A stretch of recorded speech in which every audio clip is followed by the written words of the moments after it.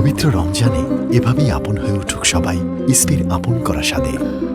ইসপি আপন করা স্বাদ। মানে আপনার আমার শাশুর ঘর দেওরের দুইটা পুত আর বউ এগরে জবাই করতে জানি আমরা এই বিচার চাই যে খুনি ধরে আপনারা এইভাবে জবাই আমরা দেখাইবেন তুই আমার শান্তি বনালে আমরা কোনো শান্তি নেই।